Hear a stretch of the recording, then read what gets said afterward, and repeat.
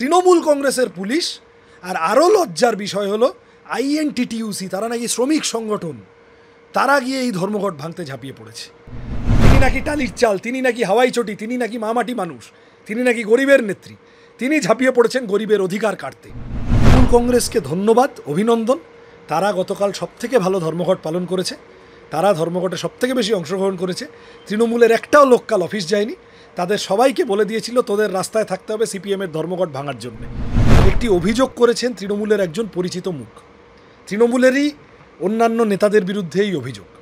তৃণমূল ছাত্র পরিষদ কী ব্যবস্থা নিয়েছে, তৃণমূল কংগ্রেস কী ব্যবস্থা নিয়েছে, সরকারে তারা, প্রশাসনে তারা কী ব্যবস্থা নিয়েছে। দাদা একেবারেই অন্য প্রসঙ্গে আসবো। আমরা গতকাল ধর্মঘটে যে চিত্র দেখতে পেলাম, কার্যত পুলিশের যে এত অ্যাক্টিভনেস, এতদিন যে আরজিকর থেকে শুরু করে কসবা ল কলেজ, এই পুলিশ এতদিন কোথায় ছিল? আমরা পুলিশের ফ্রাস্ট্রেশনটা বুঝি। বাড়িতে গিয়ে নিজের সন্তান ছেলে মেয়েদের সামনে দাঁড়াতে হয়তো চোখ নিচু হয়ে যায়। ছেলেমেয়েরা যখন ডেকে বলে যে বাবা তোমরা চোরেদের বাঁচাচ্ছ, এই জন্যে উর্দি পড়েছিলে, তখন পুলিশেরও মাথা নিচু হয়ে যায়। মুখ্যমন্ত্রী বলছেন চাপকে সিধে করে দেব, তৃণমূলের গুন্ডা ঢুকছে তো পুলিশ থানায় টেবিলের তলায় ঢুকে পড়ছে, পুলিশকে দিয়ে খালি পায়ে মিষ্টি বিতরণ করাচ্ছেন, পুলিশ কমিশনারকে দিয়ে। তৃণমূল আমলে তো সব আমরা দেখেছি। পুলিশ তাকে লাগানো হচ্ছে সুদীপ্ত সেনদের লাল ডায়েরি লোকানোর কাজে, সারদা নারদার চিটিংবাজি লোকানোর কাজে। পুলিশকে লাগানো হচ্ছে অনুব্রত মণ্ডল পুলিশ দ্বারা পরিবেষ্টিত হয়ে বলছে পুলিশকে বোম মারব, কিন্তু কেউ কিছু বলছে না। মা বউ তুলে খিস্তি খেউড় করে যাচ্ছে অনুব্রত, কেউ কিছু বলতে পারছে না। এই যে মনোজিৎ, 5টা না 10টা মামলা ছিল গত 10 বছরে, পুলিশ ধরতে পারেনি। তা পুলিশেরও তো মাউন্টেড ফ্রাস্ট্রেশন। পাবলিক তো জানে, পাবলিক দেখা হলে বলছে পুলিশ তুমি উর্দি ছাড়ো, তৃণমূলের ঝান্ডা ধরো। সেই ফ্রাস্ট্রেশন বের করবে কোথায়? সেই ফ্রাস্ট্রেশন বের করার জন্য এখন কি করা যায়? ধর্মঘটের দিন ধর্মঘটীদের পেয়েছি লাল ঝান্ডা নিয়ে চালিয়ে দিয়ে এদের ওপরে, কাউকে মারধর, কাউকে ঝাঁপিয়ে পড়া।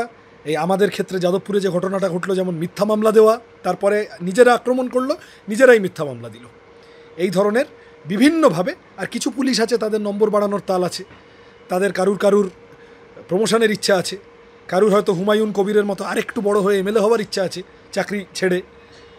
এই তামান্নার মা যেরকম টাকা দিয়ে কিনতে গেছিল, মুখের উপর সপাটে জবাব দিয়ে ফিরিয়ে দিয়েছেন। বাংলার মানুষ পুলিশের মানসম্মান একেবারে চলে গেছে। এই উর্দিটাকে আজকাল বাংলার মানুষ ভয় এবং ঘৃণায় ভরিয়ে দিয়েছে। তাহলে এই পুলিশ যে ভূমিকা পালন করার কথা সেটাই করেছে। আর পুলিশ তো এমনি সব করে না, পুলিশকে দিয়ে করিয়েছে। কেন করিয়েছে? ভাইপোকে বাইরে রাখতে হবে, অনুব্রতকে আর ডিস্টার্ব করো না, আরজি করটা যেরকম করলে বাঁচিয়ে দাও, ঠিক আছে, আমি পুলিশটাকে দিয়ে ম্যানেজ করিয়ে প্রমাণ লোপাট করিয়ে দিয়েছি, তুমি সিবিআইকে বলে দাও আর যেন সন্দীপ ঘোষদের পিছনে না লাগে। তাহলে এই সব করতে গেলে বিজেপির কাছে নম্বর বাড়াতে হবে তো দিল্লিতে। বিজেপির কাছে নম্বর বাড়ানোর জন্য দেখো তোমাদের নীতির বিরুদ্ধে ধর্মঘট ডেকেছে, আমি ঝাঁপিয়ে পড়ে ধর্মঘট ভাঙছি, আমি আসলে তোমারই লোক, এই বার্তা দিতে হবে। 59 থেকে 56তে এই বার্তা যেতে হবে। এই বার্তা দেওয়ার জন্য ধর্মঘট তো মূল্যবৃদ্ধির বিরুদ্ধে। জিনিসের দাম বেড়েছে, তোমার অসুবিধা হচ্ছে না? সাধারণ পুলিশকর্মীর অসুবিধা হচ্ছে না? সাধারণ তৃণমূল সমর্থকের অসুবিধা হচ্ছে না? 100 দিনের কাজটা আটকে আছে, সবার অসুবিধা হচ্ছে। যেভাবে বেকারত্ব বাড়ছে সবার অসুবিধা হচ্ছে, স্কুলগুলো বন্ধ হচ্ছে সবার অসুবিধা হচ্ছে। লেবার কোড যার বিরুদ্ধে মূলত শ্রমিক সংগঠনগুলো ডেকেছে, ব্যাপারটা কি? ইউনিয়ন করার অধিকার লাটে তুলে দেবে, 12 ঘন্টা কাজ করাবে, ওয়ার্কিং আওয়ার বাড়িয়ে দেবে, মাইনে দেবে না, ওভারটাইম খাটাবে, বোনাস ফোনাস ইত্যাদি লাটে। তাহলে এই যে শ্রমিকদের অধিকার, এইটা কেড়ে নিচ্ছে বিজেপি সরকার। তার বিরুদ্ধে ধর্মঘট ছিল তৃণমূল কংগ্রেসের পুলিশ। আর আরও লজ্জার বিষয় হলো আইএনটিটিইউসি, তারা নাকি শ্রমিক সংগঠন, তারা গিয়ে এই ধর্মঘট ভাঙতে ঝাঁপিয়ে পড়েছে। বিজেপির দালাল তৃণমূল, তৃণমূলের দালাল পুলিশ, এই দালালির চক্রান্ত ভেঙেই বাংলার মানুষ ধর্মঘট করেছে। কিন্তু এই যে ধর্মঘট আমরা দেখতে পাচ্ছি স্পষ্টত কেরালা, যেখানে বলা যেতে পারে আপনাদেরই রাজত্ব, সেইখানকারই একটি অর্ডার কপি কুণাল ঘোষ একেবারে ফেসবুকে পোস্ট করে লিখেছেন যে কেরালায় এদের যেখানে ধর্মঘট করা নিষিদ্ধ, সেখানে তারা এই রাজ্যে কী করে ধর্মঘট করছেন? একটা সামান্য মানসিকতা নেই? কেরালা হাইকোর্ট একটি রায় দিয়েছে, সেই রায়, ওখানে কে মামলা করেছিল, সেই রায়ের জন্য সমস্ত রাজ্য সরকার সেই রায় মানতে বাধ্য, কেরালার সরকারও সেই রায় মানতে বাধ্য।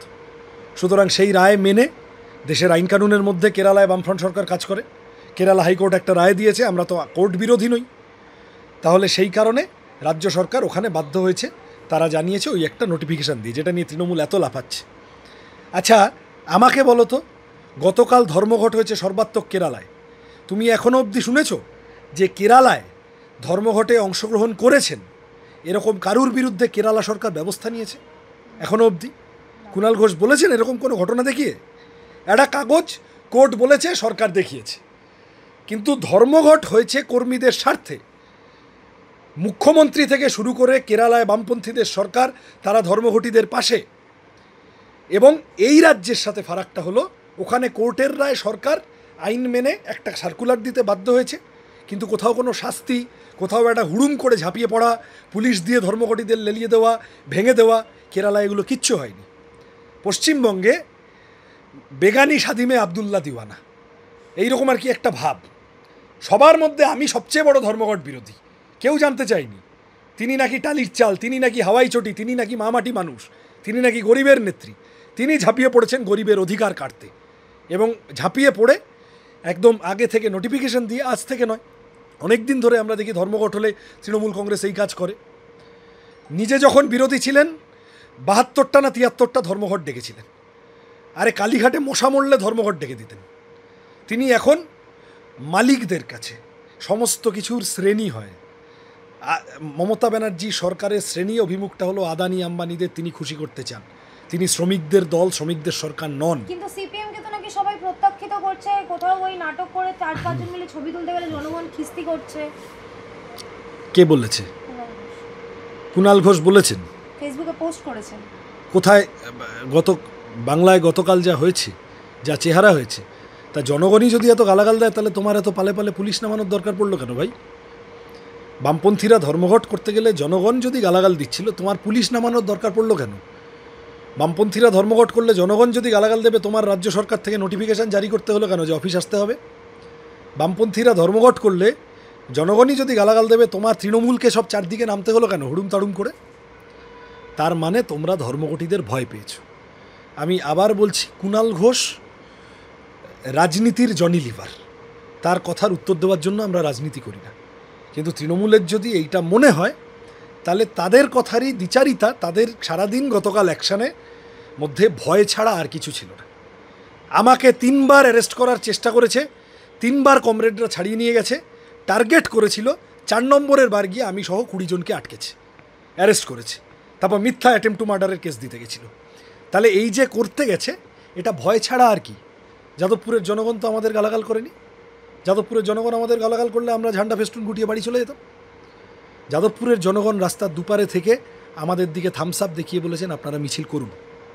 আর আমি একটা হালকা চালে বলি, তৃণমূল কংগ্রেস ভালো জানবে। তৃণমূল কংগ্রেসকে ধন্যবাদ, অভিনন্দন। তারা গতকাল সবথেকে ভালো ধর্মঘট পালন করেছে, তারা ধর্মঘটে সবথেকে বেশি অংশগ্রহণ করেছে। তৃণমূলের একটাও লোক কাল অফিস যায়নি। তাদের সবাইকে বলে দিয়েছিল তোদের রাস্তায় থাকতে হবে সিপিএমের ধর্মঘট ভাঙার জন্যে। ওই জন্য ওরা রাস্তায় গুন্ডামি করতে গিয়ে ওরা যে নিজেদের অফিসে যায়নি, এইটায় ধর্মঘটে সামিল হওয়ার জন্য তৃণমূলকে ধন্যবাদ। কিন্তু দাদা, এই যে কুণাল ঘোষ থেকে শুরু করে শাসক দলের বিভিন্ন লোকজন গতকালের যে ধর্মঘট, সেই নিয়ে একাধিক মন্তব্য করলো। Kasba law college Monojit model থেকে নিয়ে একটি প্রশ্ন তুলছেন। অন্যদিকে রাজন না, যিনি একেবারে 21শে জুলাইয়ের পর থেকে মুখ বলা যেতে পারে তৃণমূলের, তিনি মনোজিৎ মডেল নিয়ে একাধিক মন্তব্য করে ফেলেছেন। তো এগুলো গিয়ে জিজ্ঞাসা করো। এই যে কোনো একটা খবরের কাগজে বসে প্রেস মিট করেন, অফিসে বসে, খবরের কাগজের অফিসে বসে, সে নাকি নিরপেক্ষ খবরের কাগজ, আমায় বিশ্বাস করতে হবে, বাংলায় নিরপেক্ষ সাংবাদিকতা। এগুলো খবরের কাগজে বসে রাজনৈতিক দলের মুখপাত্র প্রেস মিট করছে, সে খবরের কাগজের ক্রেডিবিলিটি থাকে? তো তাকে গিয়ে জিজ্ঞাসা করো যে আপনার দলের ছোট নেত্রী, যুবনেত্রী, ছাত্রনেত্রী, হোয়াটএভার, সে যে অভিযোগ করেছে, তো ভয়ানক অভিযোগ, কাকে কাকে ধরবেন? আর এই শোকজটা একটা নতুন জাঙ্গিয়ার বুক পকেট। কাউকে কোনো একটা ঘটনা, দুর্ঘটনা, খারাপ ঘটনা সামনে এলেই তৃণমূল শোকজ করে দেয়। ওই খড়গপুরের বেবি কোলে, ওই খড়গপুরের বেবি কোলে শোকজ করেছে, বলছে বহিষ্কার করেছি। অ্যারেস্ট করছো না কেন? ওকে তো রাস্তায় মারতে দেখা গেছে বাম নেতাকে, অ্যারেস্ট করনি কেন? ওদের শোনো, ওদের কি কুটকচালি আছে, কার কন্যা কাকে কি বলেছে, আমি এই নিয়ে লিস্ট ইন্টারেস্টেড। একটি অভিযোগ করেছেন তৃণমূলের একজন পরিচিত মুখ, তৃণমূলেরই অন্যান্য নেতাদের বিরুদ্ধে এই অভিযোগ। তৃণমূল ছাত্র পরিষদ কী ব্যবস্থা নিয়েছে, তৃণমূল কংগ্রেস কী ব্যবস্থা নিয়েছে, সরকারে তারা, প্রশাসনে তারা কি ব্যবস্থা নিয়েছে। যদি ব্যবস্থা না নিয়ে থাকে তাহলে বিশ্বাস করব এবং বলবো চোর, ধর্ষক, গুন্ডা, চিটিংবাজদের বাঁচানোর পার্টি হচ্ছে তৃণমূল। 4টে ধর্ষক, 4টে চোর ভুল করে তৃণমূলে ঢুকে গিয়ে তৃণমূলটাকে কলুষিত করছে তা না, তৃণমূলটা এদের পার্টি।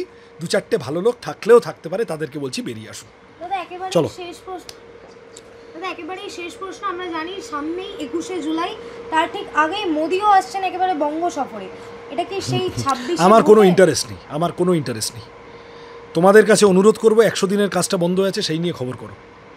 মোদি এসে কি ঢপ মারলেন, তার প্রত্যুত্তরে 21শে জুলাই আবার কি চপ শোনা যাবে, এসবের পিছনে বেশি সময় নষ্ট করো না। মানুষ জীবন জীবিকার খুব খারাপ অবস্থা, ব্যাংকের খুব খারাপ অবস্থায়, বিমার খুব খারাপ অবস্থা, বাস ভাড়ার খুব খারাপ অবস্থা, খাবার দাবারের যা দাম বেড়েছে খুব খারাপ অবস্থা, চাকরি নেই, স্কুল বন্ধ, কলেজে ফি বাড়ছে, ওষুধের দাম বাড়ছে, কারেন্টের খরচ বাড়ছে, অসংখ্য ইস্যু আছে মানুষের জীবন জীবিকা নিয়ে।